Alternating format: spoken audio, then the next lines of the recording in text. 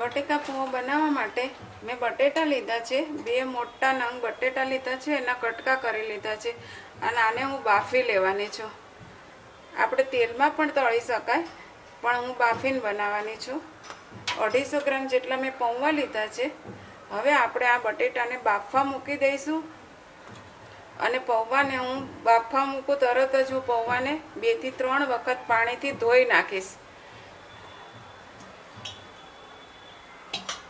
तपेली लई लईशुं, पाणी एड करी दईशुं, थोड़ुंक मीठुं एड करी दईशुं। हवे आपणे आने बाफी लईशुं। आपणे आने 90% जेटला ज बाफवाना छे। आ बटेका बफाईने तैयार थई गया छे। आ रीते आपणे बाफवाना छे, एकदम नथी बाफवाना, आ रीते ज बाफवाना छे। અને બટેકા બફાય ને ત્યાં સુધીમાં મેં પૌવા પલાળ્યા હતા ને એ પણ સરસ પલળી ગયા છે।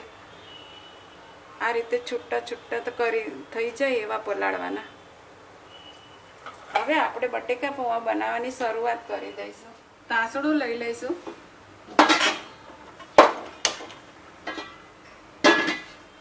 તેલ એડ કરી દઈશું। तेल गरम थई जाए एटले सौथी पहला आपणे आ सींग दाणा तळी लईशुं। एकदम क्रंची थई जाए ने त्यां सुधी आपणे सींग दाणाने तळवाना। आपणा आ सींग दाणा सरस रीते तळाई गया छे। हवे आपणे आ सींग दाणा एक बाउलमां काढी लईशुं। तेल नितारीने बधा सींग दाणा आ रीते काढी लेवाना। थोड़ी राई एड करी दईशुं। राई तपड़ी जाए एटले जीरुं एड करी दईशुं, हींग एड करी दईशुं, आदू मरचा लई लईशुं,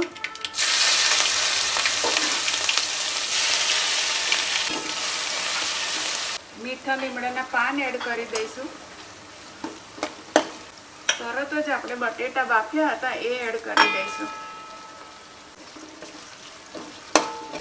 मिक्स करी दईशुं। अर्धी चमची जेटली हळदर एड करी दईशुं। फरीवार मिक्स करी लईशुं। हवे आपणे आ पौवा पलाळ्या हता ए एड करी दईशुं। आ रीते थोड़ा थोड़ा आ रीते करतुं जवानुं। सारी रीते मिक्स करी लईशुं। आ रीते मिक्स थई जाए पछी आपणे आनी अंदर 3 चमची जेटली खांड एड करी दईशुं। बटेटा पौवा खाटा मीठा होय એટલે સરસ લાગે છે, એટલે આપણે 3 ચમચી જેટલી ખાંડ એડ કરી દઈશું। અડધો લીંબુનો રસ લીધો છે એ પણ એડ કરી દઈશું અને સ્વાદ પ્રમાણે મીઠું લઈ લઈશું। આપણે પહેલેથી જ મીઠું નથી નાખ્યું એટલે અત્યારે આ બટેટા પૌવાના ભાગનું એડ કરી દેવાનું। ફરીવાર આપણે સરસ રીતે મિક્સ કરી દઈશું। આપણા બટેટા પૌવા બની સરસ રીતે તૈયાર થઈ ગયા છે। ગેસ બંધ કરી દઈશું। આ રીતે છૂટા છૂટા થવા જોઈએ।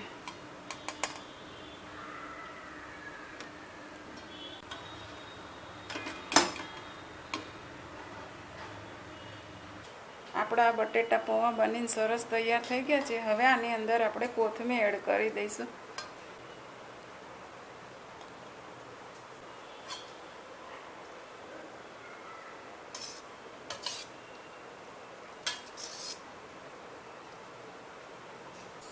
સરસ આપણે મિક્સ થઈ ગઈ છે કોથમીર। હવે આપણે સર્વ કરી લઈશું। હવે આપણે આ બટેટા પૌવાને સર્વ કરી દઈશું। સૌથી પહેલાં આપણે ટામેટા એડ કરી દઈશું। સેવ લઈ લઈશું। સિંગ દાણા તળ્યા હતા ને એ પણ એડ કરી દઈશું।